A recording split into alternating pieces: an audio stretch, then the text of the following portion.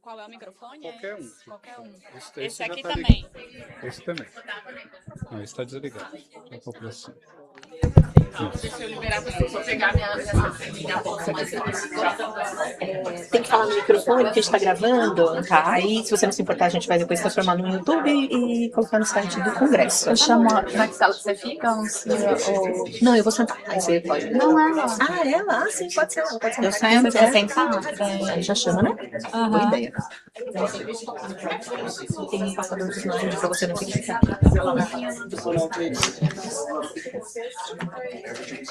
Você pode, Carina, se você preferir ficar aqui na frente, ficar em pé. Eu ontem fiz isso, eu não pode sentar. Porque senão é muito cansativo. Não, acho que Não, pra vocês, principalmente, porque eu não consigo falar sobre o meu tema aqui horas. Pode começar? Como é que estamos? Tem água aqui também, tá? Pode. Por favor, obrigada.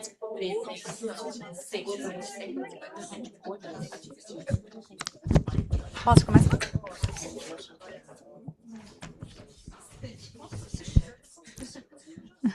You want to take a picture? It's all yours. Hello, good morning. Today we have the honor to have our second keynote speaker. We have Carina Pimenta. Carina, thank you for having us here and to be with us, for your time and all her work that I'm gonna tell you about now. Carina Pimenta is the National Secretary for Bioeconomy at the Ministry of Environment and Climate Change in Brazil. She is responsible for public policies on bioeconomy, payments for environmental services, genetic resources management, and the shared governance of fisheries resources. Carina holds a degree in Business Administration from FGV, Fundação Getúlio Vargas, and a Master in Social Development from the University of Sussex.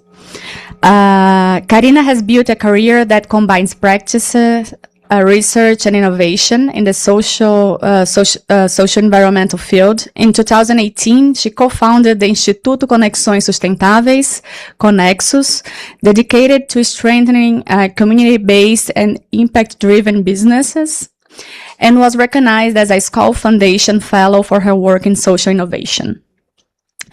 Earlier in her career, Carina worked on other environment-related initiatives, for instance, serving as operations manager at Fundo Vale, where she led strategic investments in climate change initiatives, developed long-term partnerships with civil society organizations, the private sector as well, and governments. And also oversaw more than 50 projects with around 25 partners in the Amazon. In this role, she also contributed to the development of new institutional arrangements between government and civil society and helped to create monitoring systems to evaluate results at both institutional and local levels. Carina's trajectory reflects a consistent commitment to building solutions that connect the global debate on climate change with concrete practices in territories and community. Carina, again, it's such a pleasure to have you, and the word is yours. Thank you.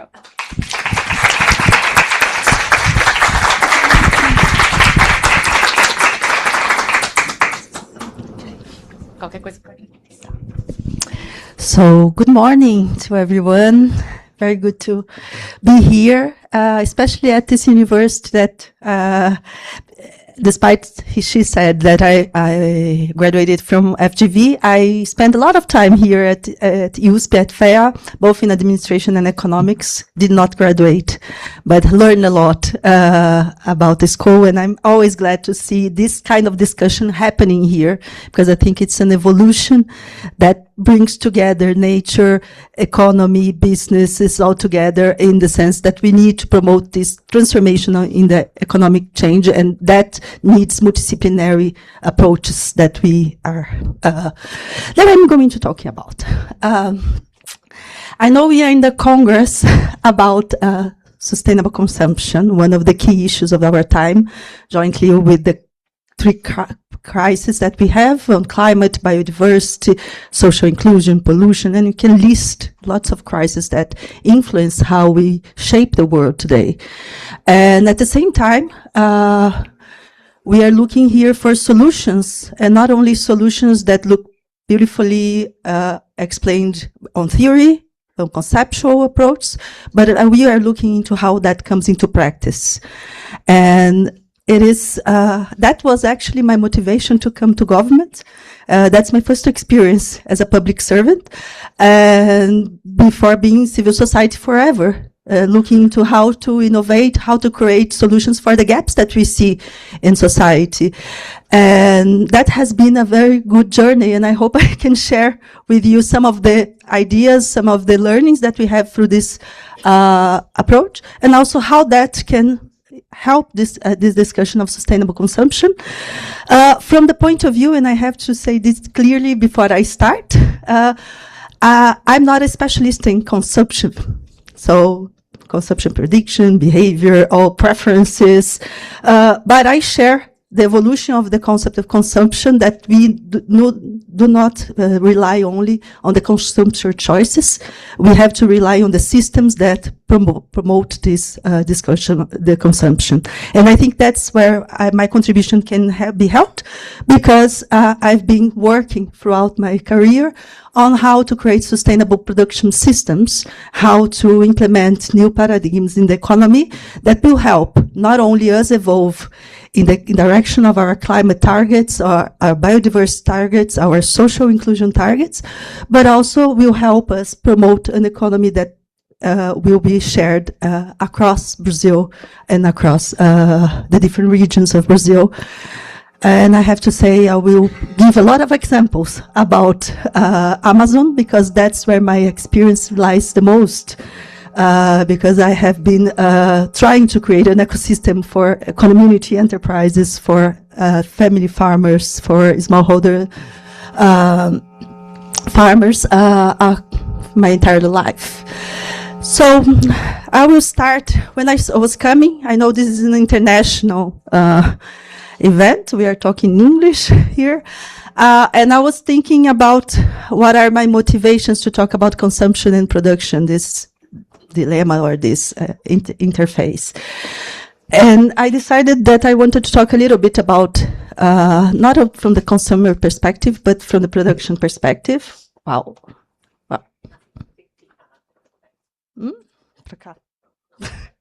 Okay. I wanted to start with something very concrete for Brazilians and for international ones from different perspectives. Because Brazil has experienced the creation of a market for acai products internationally and nationally, but this is actually a market that comes from the food security as a staple food in the Amazon region for centuries. The beans and rices that we say here in the south are the acai and fish with flour in the middle. So they ate salt with sweet. Yeah.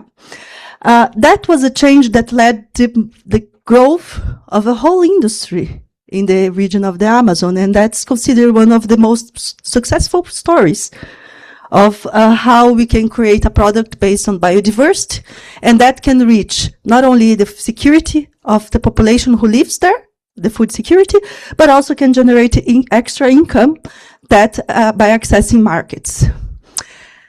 That is, that could be the whole of the story. But for me, there's a crossing point that we have, a dilemma that we have to face in pursuing the idea of exporting acai and expanding the production, scaling the production.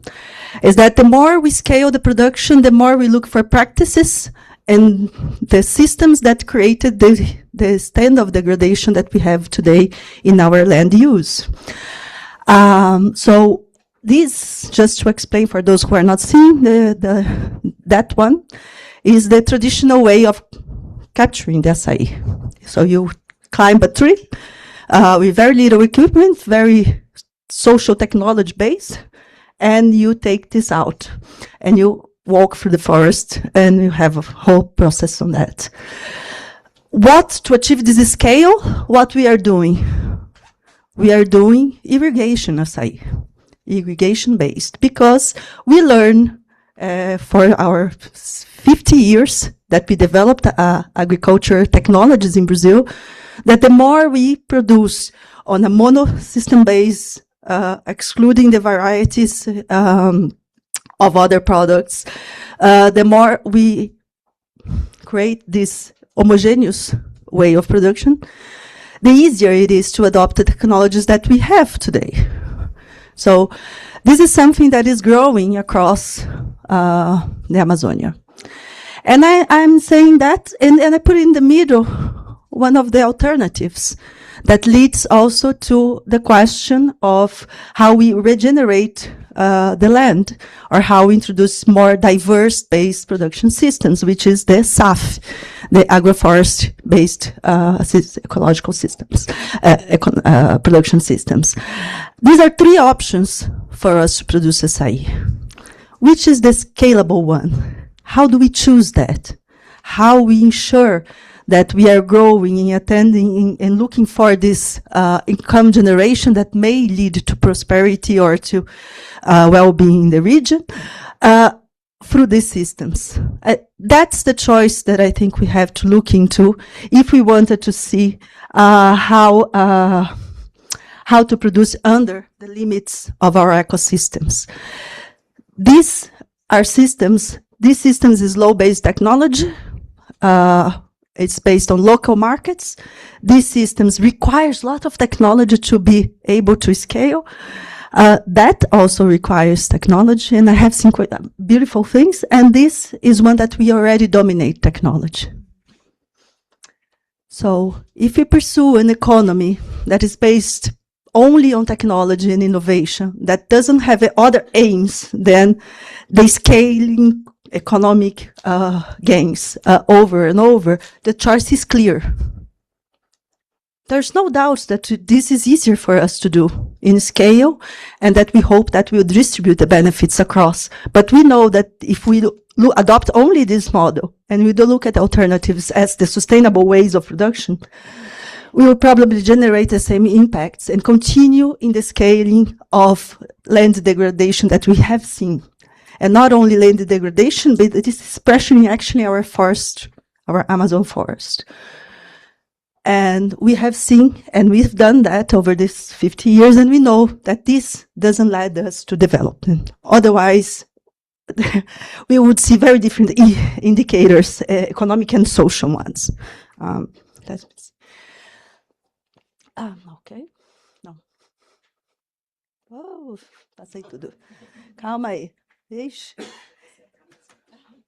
Ok, não sei o que eu fiz. So, not thank you yet. You have to hear me a little bit more.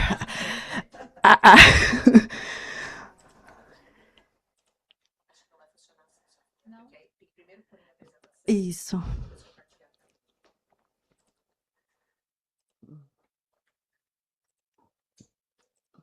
Thank you. Okay, let me try. Yeah, So, we have to.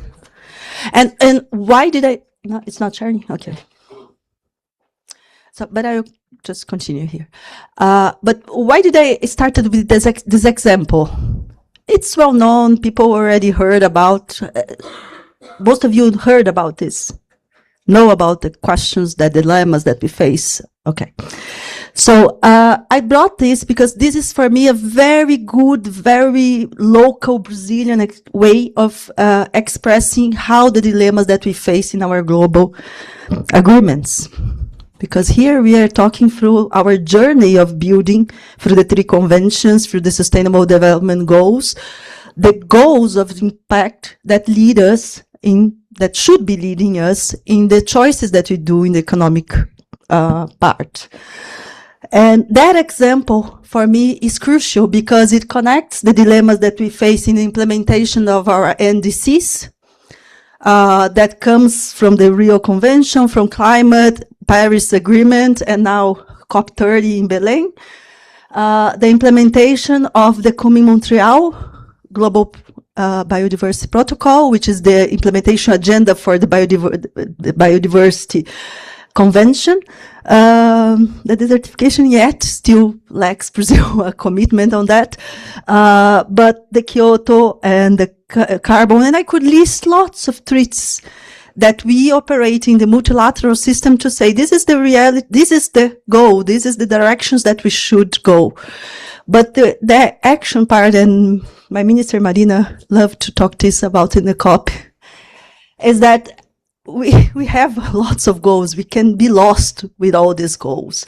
So we have to pick up the ones that really mean for us transformation, and we have to struggle and fight for the implementation where we lack real alternatives. And that connects with the açaí, because the choices that we made for açaí, if we take this all into consideration, it's very clear the choices I would make for scaling that and reaching that market and benefiting. But if I choose the other way, I'm still generating pressure on the emissions that Brazil, for example, do on the degradation and deforestation. One of the questions, and I just brought this for inspiration, because sometimes it never goes back. Okay. I just brought this because I think this is a very good discussion that connects, and that makes a lot of reflection for me in building the bioeconomy policy on the topic. Because many times we say that the engine of economy is the innovation, is technology. So the adoption of efficiency as a goal has been spread and has generated very good results. We all use these results, and we see the loss in the use of materials over time, relative use of materials, but we are still demanding for nature more and more of our natural resources. And that's something that has to be considered when we think about sustainable consumption, when we think about sustainable production, and we think about especially reaching all international goals on climate and biodiversity.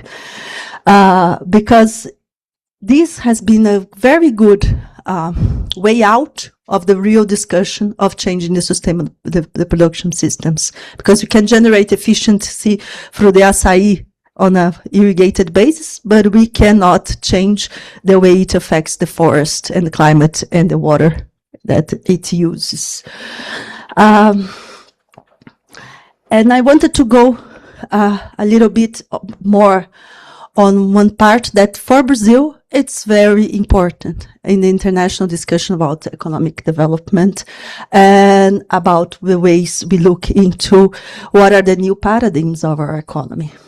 For many years, we have been talking about how the economy is dependent on nature, and the World Economic Forum puts very strong message on that when it says that half of the economy depends on nature. But depends, it's a word that doesn't really help us, because depends seems that's something that you can become independent of nature. And what we actually have to do is not become independent of nature, but become more connected to nature and understand that this economy actually is under the basis of nature.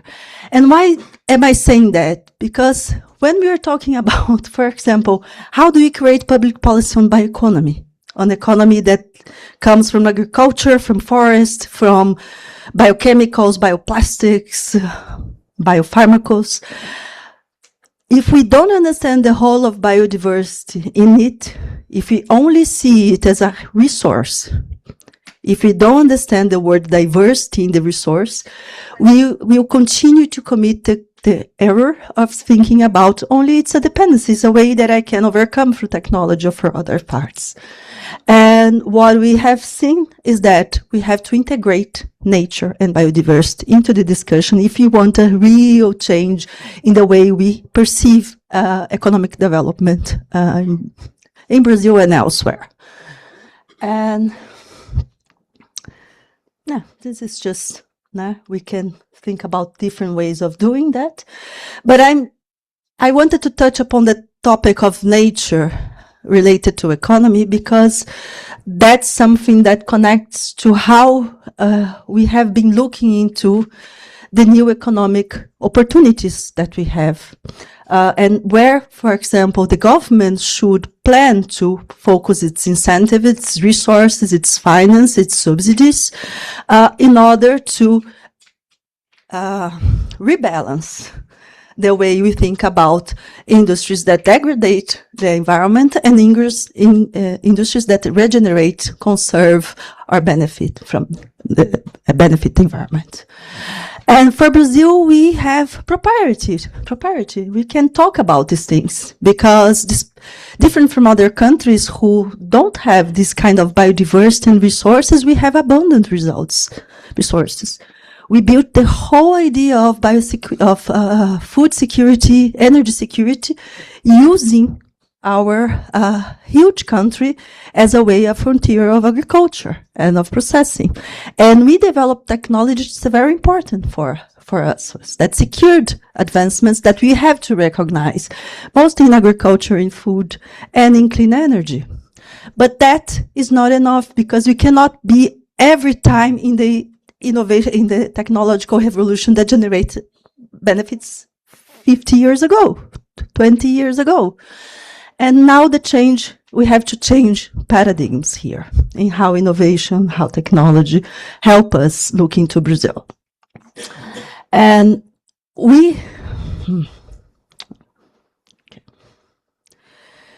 and because of that, I have to say, that was a huge discussion back 3 years in 2033 when we,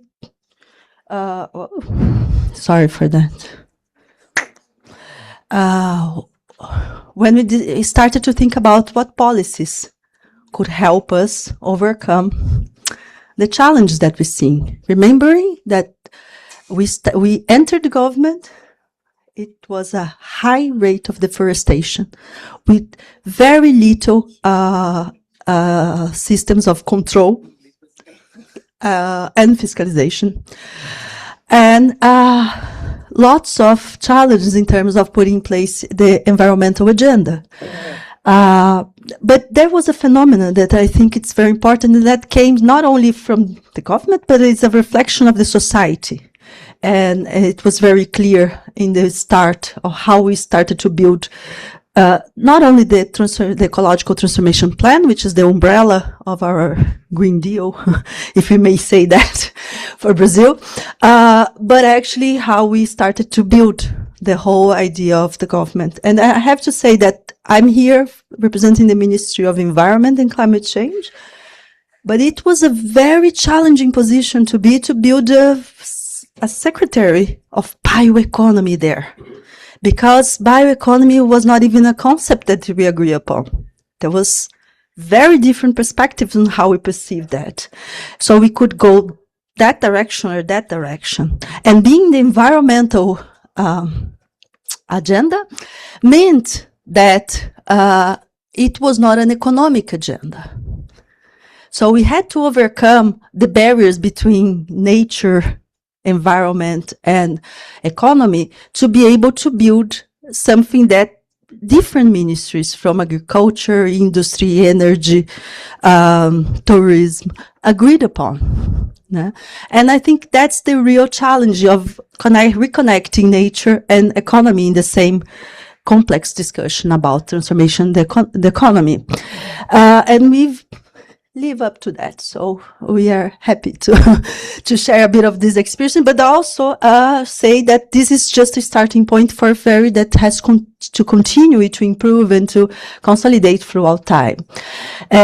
These are the agendas that we selected as public policy makers that are key for the new paradigms of our economy, that we should pursue and we should redirect investments or connect. And that comes from energy transition, circular economy, green infrastructure, technological desertification, bioeconomy, and agri-food systems. The idea is that this would help us change the way we produce and the way we consume. circular economy special is something very important, and other countries deal that all together by circular bioeconomy, they say, but we decided these were two policies separate because for Brazil, bio was a very important part, very important word. So this is the ecological plan that creates the umbrella, and it's very important that it was led for the Ministry of Finance, because the first one that I forgot to mention before is the sustainable finance. Because if we wanted to change how production, consumption, economies work, we can create a legislation, regulation in many of these sectors, but for sure we have to work together with the investors. And I think that was one of the most successful cases led by the National Treasury to create systems that really added up new resources, new finance for this agenda, especially for climate and especially for climate. I can talk, okay.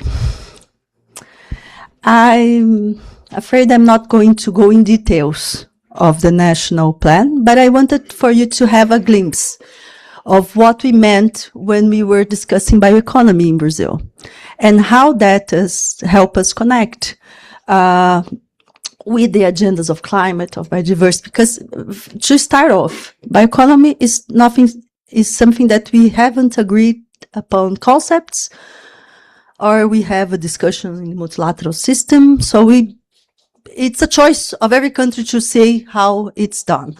So Brazil had a choice, and we made this our strategy for bioeconomy. It was for us very important that bioeconomies focus on three areas. First of all, it should help us create, for the first time, because it is something that we never worked in an economic perspective, a policy for producing through our social biodiversity that connects with communities, indigenous groups, family farmers, and that adds on to that technology, finance, technical assistance that will help improve these businesses. Social bioeconomy is something that people think is very fragmented. We were talking just before coming to the plenary.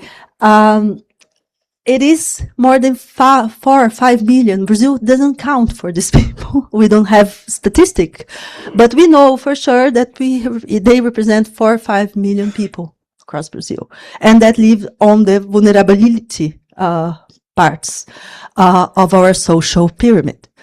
So driving a policy for them that destinate resources, attention to it was very important, and that those who work with the Amazon know this for real. This was demanded. This was something that was required for a long time to be done. But if you were looking national and international, that was a discussion that was not happening really at this space. It's still a discussion about territory and rights, but not so much economic. No? So what we did here was to put economy on the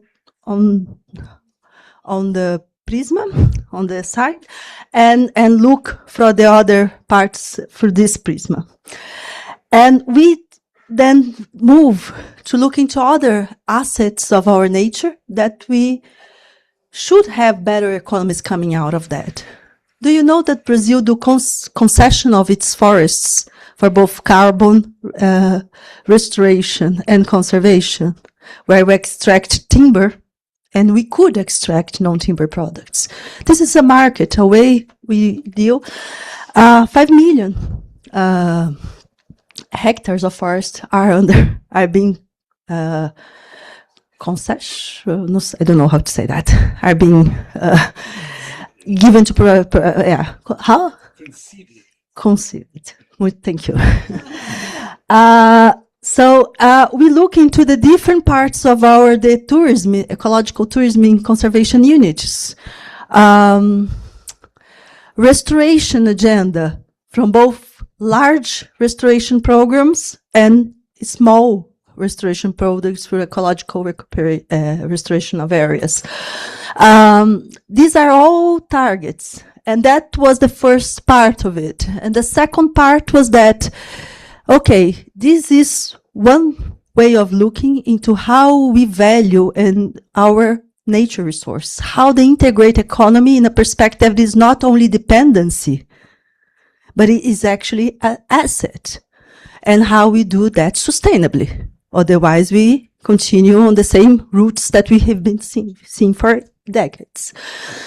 The second part was recognizing that most of the biodiversity that we produce needs a better strategy for bioindustrialization.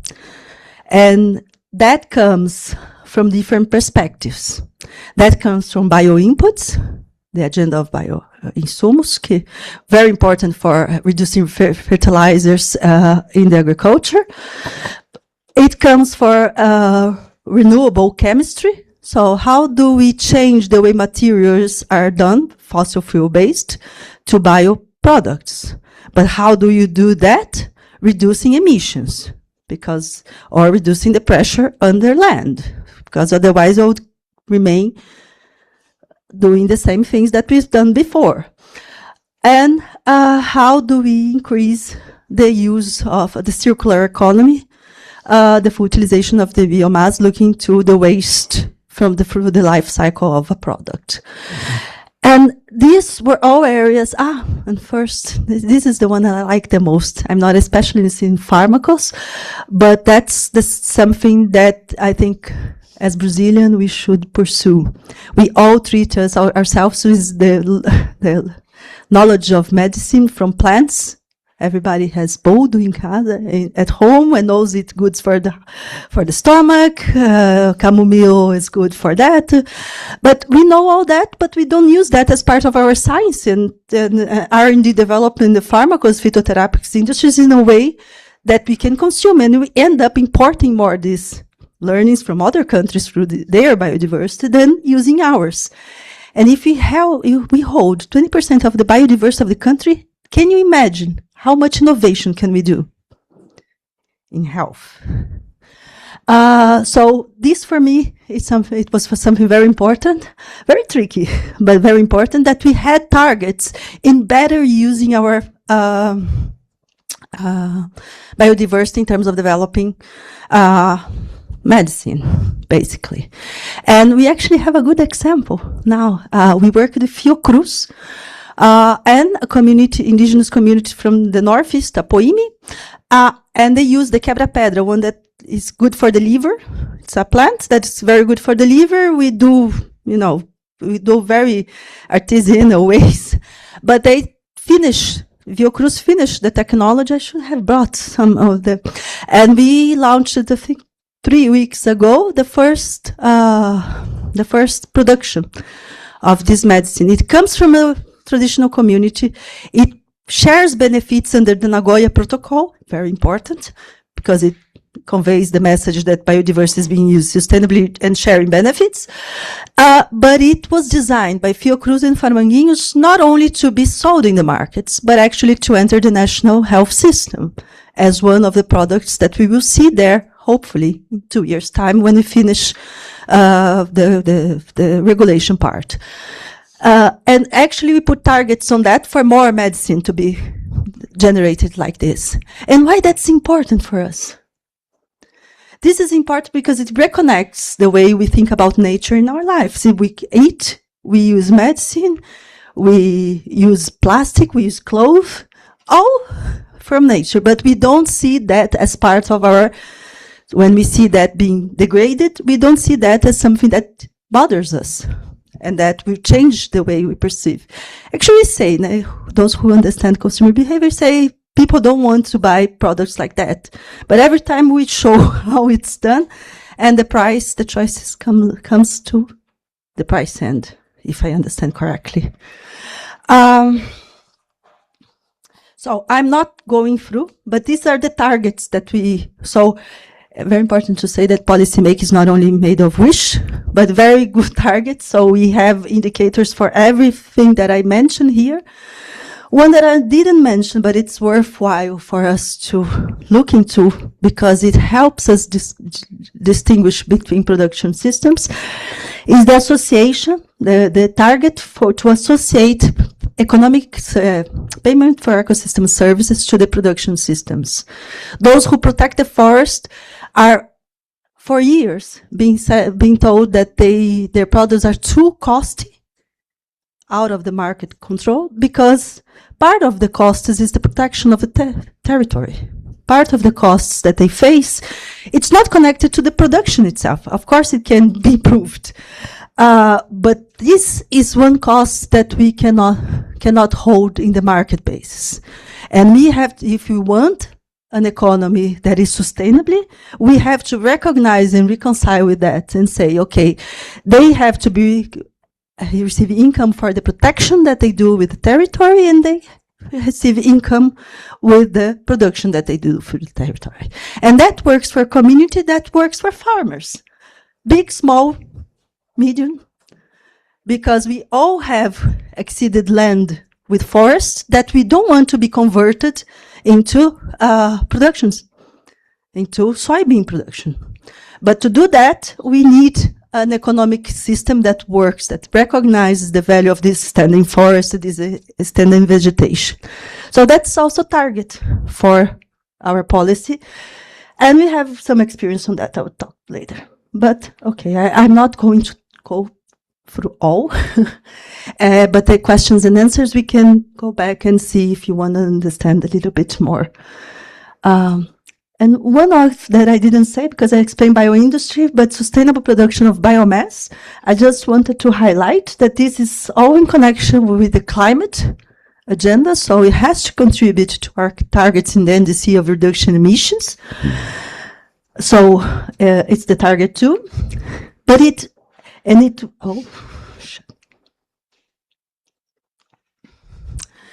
will also help us with the second target, which is restoration of degraded land. So this is the target. This is a very good number to know. Brazil has 185 million hectares of degraded land. It's 3 times Germany. But we have 70 million that we can actually use in agriculture. And we estimated that for the biomass production of the bioindustry, we can hold 12.5 million hectares. So just for you to know where we want production systems to grow and where natural regeneration should help. And the other part is very important for the perspective of biodiversity, is that we wanted to stimulate different raw materials and inputs coming to industry. That's where we talk about bioplastic, that's where we talk about, but if you don't change the production, if you continue to produce corn, soybean, we end up just creating technologies for those. So here, it's the way we are looking to Brazilian biodiversity, native biodiversity, being part of larger value chains through recuperation of degraded land, but also looking to diversification. That's the most important part. Okay, so not thank you yet. I will stop talking.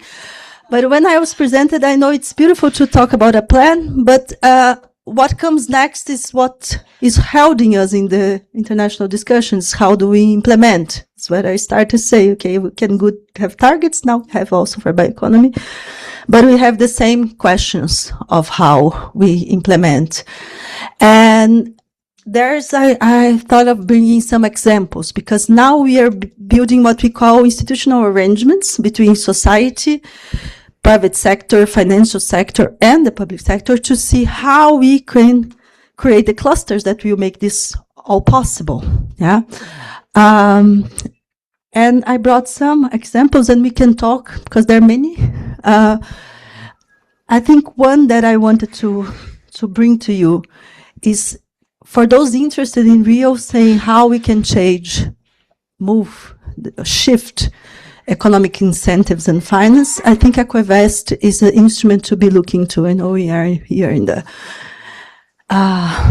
administration and economy. So this should be something to look into, because before coming to government, I created a fund. When I created the Connexus, it was an organization that wanted to develop businesses. And then we wanted to develop businesses, and I end up with the cost of capital very high for them, not as accessing banking, and we started to make loans, direct loans with no guarantees, and surprisingly, like, the default rate was 3%, because they trusted. It was the trustful relationship. It was building cooperation. It was built on collaboration, on mutual understanding.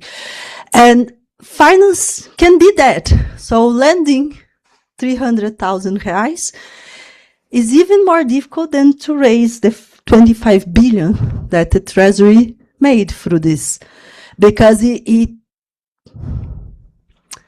questions, it creates a lot of discomfort for those who are having to trust in the system throughout throwing the rules that they are working, especially the risky ones, apart. So I made all this digression, this thing, because I was really interested when coming to government if we were able to make an instrument that will bring finance to climate targets, to all that I just mentioned for bioeconomy.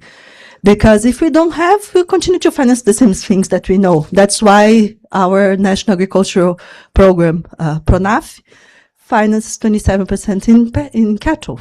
Because they know how to do it, there's a demand, and we go there. So 3% on social biodiversity. We increase a little bit these numbers over these years, but it's structurally not designed for reaching those people. So we need things that are designed to reach out those people. And Equinvest, I think, brings an opportunity to see that. It uses treasury resources, lend 1% per year, and it gives targets for banks to finance projects. And they have targets in raising leverage of national, international capital. There's a lot of the risking mechanisms, but it is very interesting because it worked well and was well received by the financial sector. And I think these are all things that help us shift the direction. I mentioned already ecosystem services, so I'm not going to say much on that, but just to say that for that to exist, we need very structured, well-designed instruments to have the money, because who is going to pay for that protection? It's not carbon-based. It's not going to be carbon-based. It's ecosystem services, beyond carbon. It's water regulation, it's climate regulation, it's biodiversity. So what the government did, Marina Silva was leading that negotiation, was to build the Tropical Forest Forever Fund, which is a forest fund, international structure of funds, on pension funds, to mobilize 6 billion that will, for 20 years, be able to give the surplus to countries who keep the forest with low deforestation rates. And that, for us, is one of the sources that we think about stabilizing payment for accessible services and as economic instrument. And the last one, I think, for Brazilians, I think it's known, but it's always a very good example. I remember 20 years ago, I studied this in the masters, when we were starting to implement the school meal purchasing process. Looking to nutritious, sustainable, local production, and I think we evolved for many years. We have difficult, and I work with many cooperatives that to work on reaching the 30% of the purchasing, which is the rule. 30% of schools have to buy access meals from family food from family farmers, and now we are reaching to 45%. We increase the opportunity to the market, and this increase means like from 3 billion to 5 billion. You know, it's a huge market for small producers. And why this is important? Because this, not only because it buys from small farmers, this is my production side, but on the consumer side, it helps us create a culture of how we eat, because school meals are the main source of food for many families, many children. And the decision of what we put on their plate is very important. So I think this is a very important, well-known program that looks into how public procurement can actually shift the ways we perceive consumption and connects that with the production. Okay. So I talked a lot and so many things. I could go on, but I really wanted to make this kind of a start of a conversation because I know you have many angles in way you look at this and many doubts, and I hope I can connect with some of them. But I just wanted to say it's a pleasure to share with you. I'm very happy. I'm very committed to what I've been working. There's one thing that I say: you have to work where your eyes are, shining, where you feel comfortable, when we like what we do. And I'm very glad that in every time of step and this, I feel something that was built with many hands and a convergence base, things that we are looking in the international scene that we wanted to change. How do you generate cooperation among business sectors? That was built in business. The chemical industry said, I wanted to increase my capacity of biochemicals. It was not the government who said, you have to do it. They proposed based on a partnership with us. So how do we create this space? That's my question for the next 6 months and maybe beyond. But I hope these are inspiring for you. Thank you.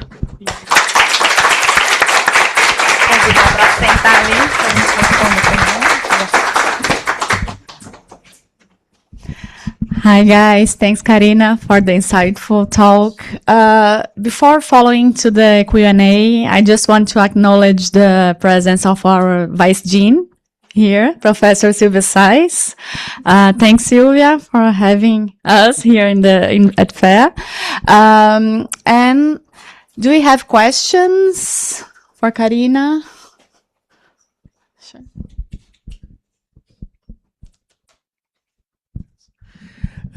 I'd like to ask about the international context for the work that you're doing, and the degree to which it's important that Brazil have strong environmental standards in order to be able to export into other countries. And the reason I'm asking, I had a Brazilian student in a class that I taught this year wrote a very interesting paper about the negotiations between Mercosul and the European Union, and because of all the deforestation under the Bolsonaro government, the Europeans said, no, we can't have a trade agreement with these kind of conditions and agricultural exports produced in these kind of conditions. So I'm wondering how important that is for you in terms of advancing ideas of ecological transformation within the Brazilian context. Question. One question on answer? I'm sorry. Yeah, you answer this. Thank you. Well, for me, this is the premise. We start thinking about the economy on a free deforestation world. If you look at the decree that was published for the bioeconomy part by President Lula in 2024, it says that it will, as a rule, it's not going to increase conversion of land into deforestation. And why did we were able to put that there? Because bioeconomy is not on one sector, not the agricultural sector saying, I'm not going to deforest more. This is much more difficult, much more delicate, many forces. But this is a policy that was built on the additionality, how we accelerate transition through the different systems, through agriculture, through industry, through energy. And that was the premise. So it made it possible. For us, we should be reaching the zero deforestation, legal and illegal. There's no distinction. Payment for ecosystems for us is the solution for the legal part to become and not convert. And that's going to be used as a barrier for international trade more and more. And it's a barrier at the point of view that you create rules that sometimes are not in the reality. of that country. That can be discussed. How we monitor deforestation, how we monitor degradation, which information is held there. But for sure, and I think there's no distinction between all sectors, that we wanted to evolve to a world of that this is not a disadvantage, it's actually an advantage of Brazil. Because we can do it. We can do it. It's not, it is difficult, it is hard, but it's doable. It's more difficult when we are in a reality that's not doable. That you have to, it's not, we don't have to change much. We have to change just a few. You understand what I mean? It's just a few who are deforesting the country. Majority of people are trying to work within the rules. So that could be an advantage for us. And Brazil has a long history because we have a forest code that already help us preserve a lot. Our forest code is the law that says that 20% of the property has to be preserved here, 80% in the Amazon. And no country has this kind of rule. So we cannot be competing. So we have to put all this into the table.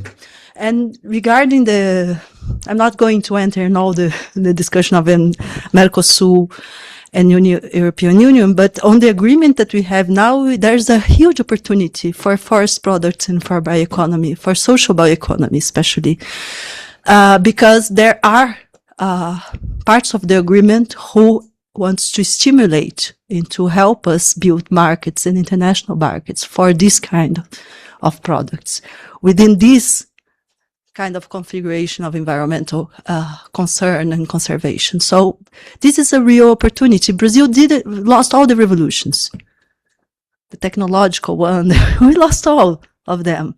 We were always lagging behind, trying to reach up, to catch up with something. This is where we can actually lead. This is the revolution that Brazil can be up front. But we have to decide this. This is not something that we do scattered. We have to decide as a public, as a state, that we want to pursue this position international. And this will help us. It will make it easier for us in negotiation to be stronger in these positions. Thanks, Carina. We have another question.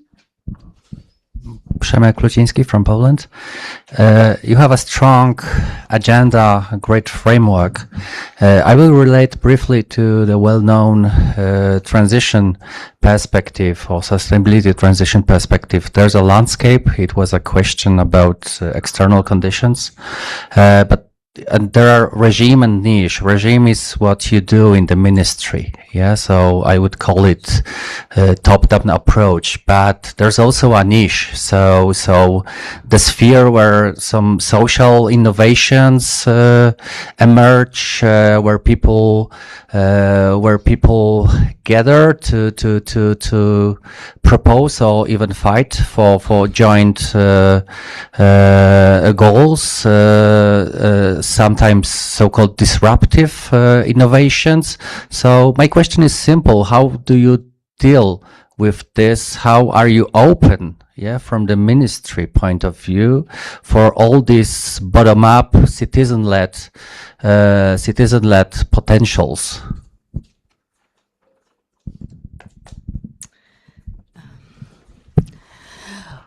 We are a big fan of public participation.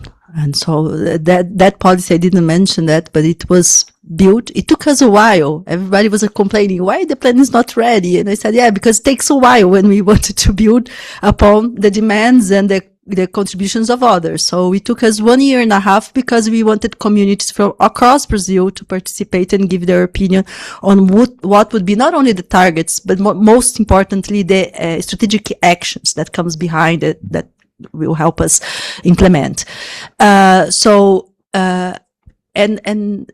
I think this is one piece. So participation was there, is never enough, but participation in implementation will be something that we are building programs and ways of doing that so that it can enlarge.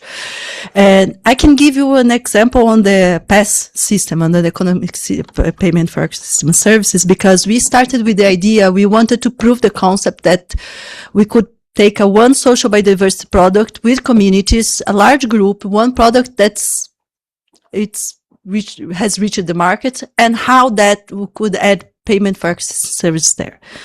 We chose the pirarucu. Who ate pirarucu? Okay? It's a very big fish, the size of this table, very big fish, and it's taken from the lakes of the Amazon. In the Amazonian state, we have 5,500 people that are engaged in the sustainable management system of that. And we approached them and said, okay, here I think we have the conditions because they have a management system authorized. They have monitoring system because they report the number of fisheries they have the quota. There was all in place for a good PASS, a good payment for system services. And then we started to build, okay, how much we pay. So they bring the bill. The bill was that protecting lakes costs 56 million reais per year. That was protecting the lakes. And the production doesn't reach 20 million reais. So the cost of, that's what I said before, the cost of protection is much higher than the production that they get from. So we started to create, and the real demand they had, it was interesting. We wanted to associate with the product, the price, like a premium, a surplus on the price. And they said, no, what we want is a climate insurance. We don't have much climate insurance, especially for those kind of communities. We want climate insurance. Why? Because if we have a drought or a high rainy season, it affects the way I can get my production, but still I have the cost of protecting the lakes. Despite the rain, the drought, the income. So it doesn't make sense for them that we only pay for the price of production. We should pay also for the protection. So we structure a system where we pay part of the ecosystem services payment, despite the fact of having production or not. This is a way, this is for me social collective intelligence work with public policy. So that was very new. I don't know any system like that in place right now, but that was an inspiration for us to think about other value chains. And I think things like that will happen when we are open to listen to society. But economy would not be there if it was not the Amazonian voices claiming for that as a policy in the government. It was only there because of that. So I really think this is the power of, governance with public and private talks. Easy? No, it's not easy. In 4 years, not very easy because it needs time for us. But it's there. Do we have more questions? James from Ceará.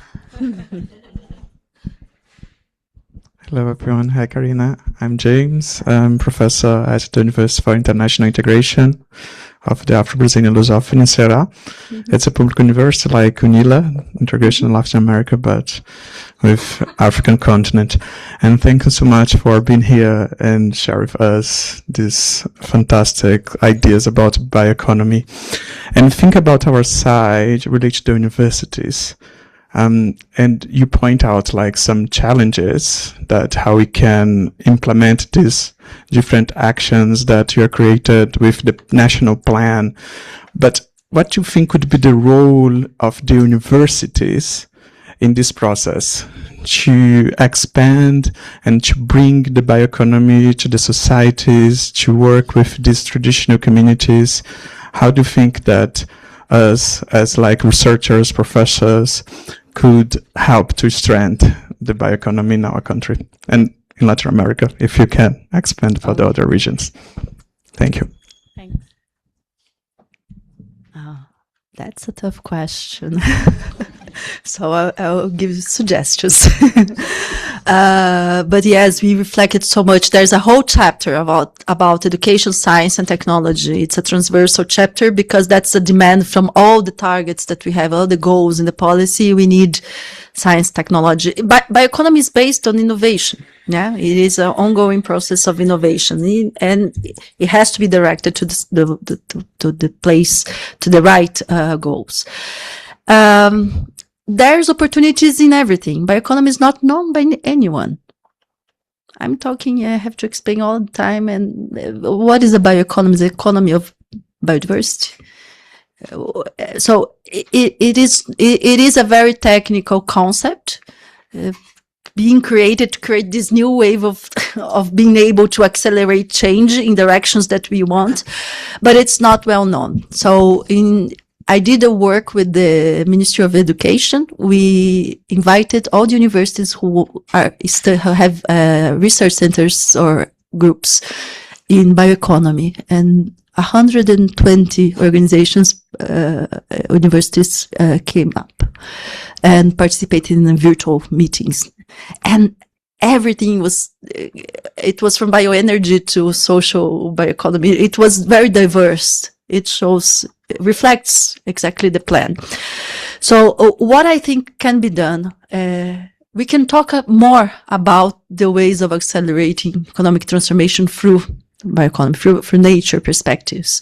I think we haven't connected that much with the discussions of economy. We still think about nature as a dependency or nature as a extra thing. And I think that helps from start. Another part is that researchers do great part of the job here is done by the R&D. And I believe a lot in public R&D. So the more the researchers connect with the challenges that we are placing and wanted to work with that, the better. We are creating programs. We created a program with CONFAP, for the Amazon. Now it's 200 million reais that we are going to help through FAPESP, through many, to reach the universities to do research on social bioeconomy. Yeah. And another piece is that technological revolution is advancing, and I deal with things like digital sequencing information of DNA and all these things that are revolutionizing how we look into biodiversity. Now we use biodiversity without even seeing the plant, the species. We just use data on that and generate enzymes and things like that. Things are very difficult, but that happens in the university system. And this is as important as the other parts, because that's where we catch up with the technological revolution. So things like that for me are all what we discussed here. And I think we still have a long way to think about how we increase and how we direct, how we structure the investment science and technology. I think there's lots of disconnections for that. So discussing that within the university and bringing up with strategies as CONFAP did and others can do. Here we have a marvelous group that is looking to help social biodiversity, social bioeconomy in the Amazon. I think things like that are fundamental for us to change the cycle, to shift. Yeah. Any questions?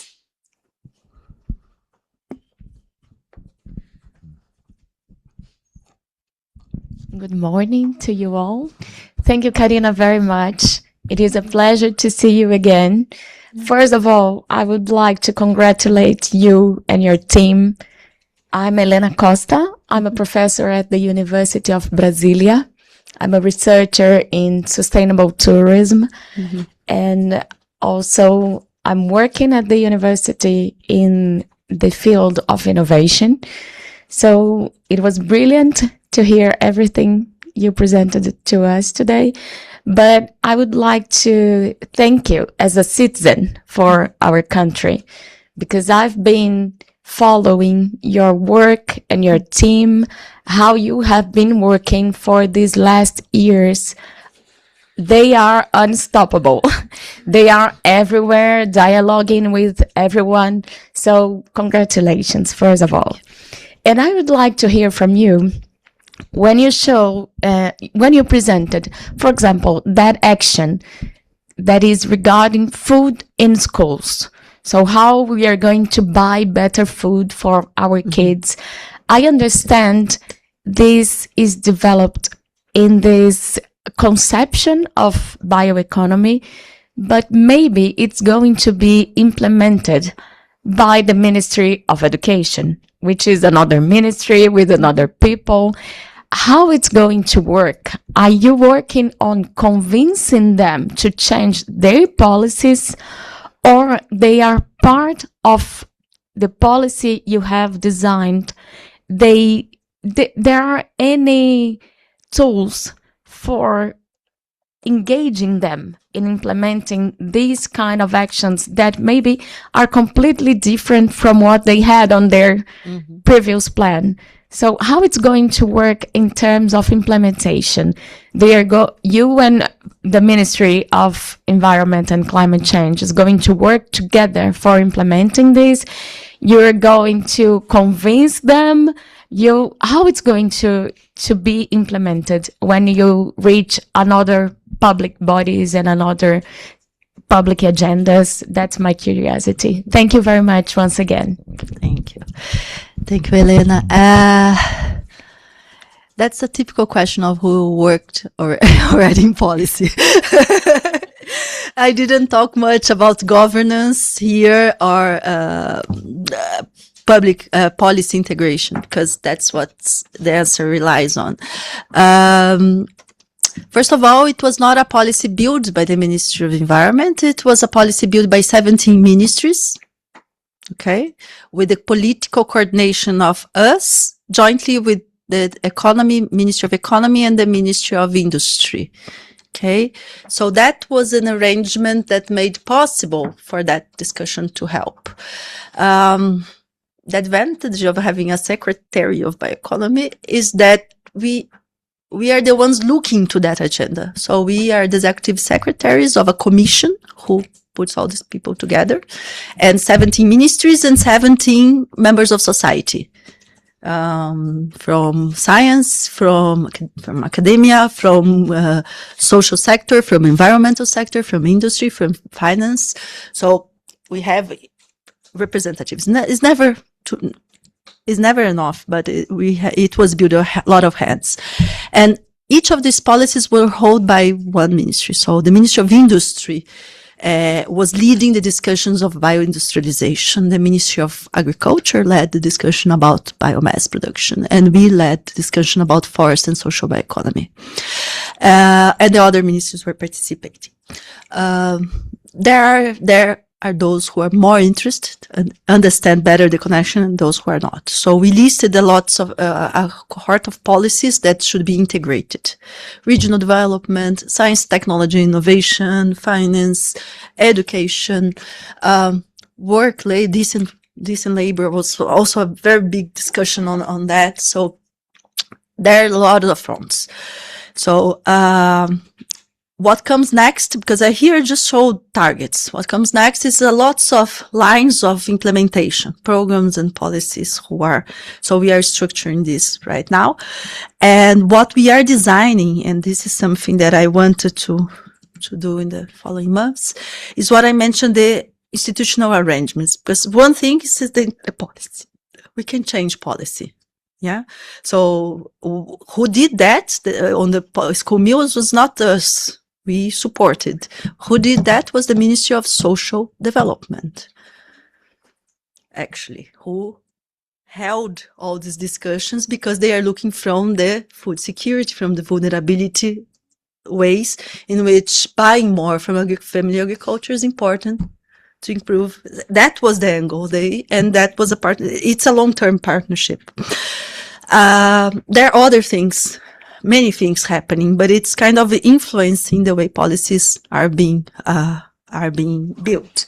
There's a discussion on the Congress about a bill on bioeconomy, and that can create, if well developed, a very good, more secure governance process for bioeconomy, better integration with policies that is not only about talking, building cooperation, but the last part of implementation, this is for regulatory issues, for incentives, and this is very important. But another part of this is that most of these are business choices. Most of what we are targeting here relies not so much on the policy. We can work on the policy, but it is business choices. It is business choice to work on native biodiversity for pharmacos. It is business choice to buy or to incentivize agroforestry in degraded lands. It is business choice to create, to amplify our networks of bioindustries and the type of industry they can process both waste and different other products. So this only works if we work with the private sector and the finance sector. The arrangements that I see is the policies, these ministries, but we have to work with them because it's not a planning program. It's an implementation agenda. So they are the ones leading that, and we can help making sure that we have all the regulation in place and filling the gaps.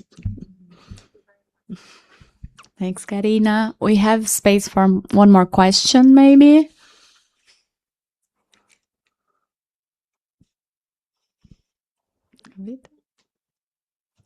No? Okay. Okay. From 0 to 2.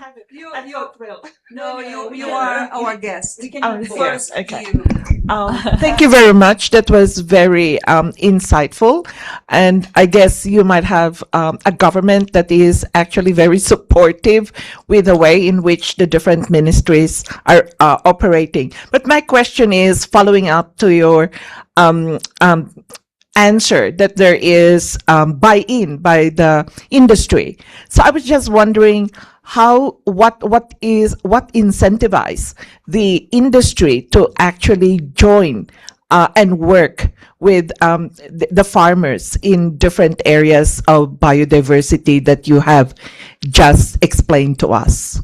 What makes them realize that this is the way to go? Okay. We should ask them.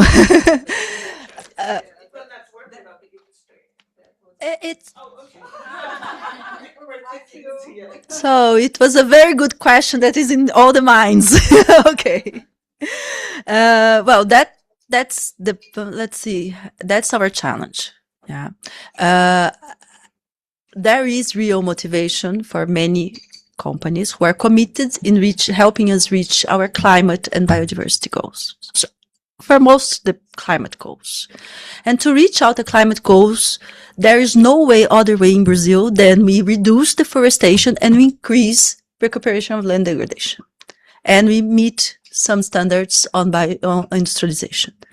There's no other way. You can invent things, you can greenwash, but these are the real things that we have to do. So there are many segments of businesses concerned and trying things. Very timid. But there are real questions that they pose that we as government, as public officers, servants, we have to deal with. For example, there's a real interest in changing from chemicals to biochemicals, reducing fossil fuels in the variety of products of chemical industry by biological resources. But the thing is, for example, one of the things that they bring to me is the regulation. If you are in the fossil fuel raw materials, regulation is very little, very low, because it was already established. If you're in the biological, you have to attend, 10 policies. You have to register with me on the genetic resources use. You have to register in the sanitary MAPA, in agriculture, So you have lots of regulatory issues that we could mainstream, we could make it easier, for example, to support. And I think others are trying to find, and there's a whole discussion international based, including on how they contribute beyond carbon to nature. That's a huge discussion, and they have been. We have a group, a Bioeconomy Challenge, who is looking to helping bioeconomy discussions worldwide, and that's one question that comes from private sector all the time. I don't have a metric for my contribution to nature, so yeah, so be careful what you desire, but it is a very important one for them, maybe to engage better than with the experience of carbon markets, for example, is out there.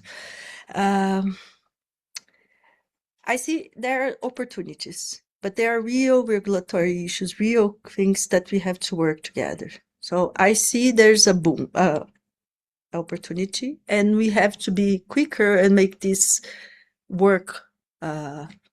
We have done agroforestry systems, for example. This is something that we want to evolve quickly, because there's 12 million hectares to recover. That's our target on the Paris Agreement. And part of it, this should be productive. Part of this should help us reduce fossil fuels use and turn into biological ones. But to do that, it's a coordination of policies. A company alone will not manage it all, so we have to work together. And I think if you create a better environment for that, if we connect these dots, it helps create better opportunities for companies to come. But it is a business choice. We can create demand. We can always create demand on the public procurement and things like that, but it's not going to work. Okay. We had 3 questions, right? The similar ones here, and there's another one. It's okay? Okay. Okay, so thank you so much for being with us here, Carina. And we have an appreciation gift, from Skorai. Thank you. And now we proceed to lunch, right? And then we come back with the sessions, the scientific sessions. Okay? Have a good time, guys.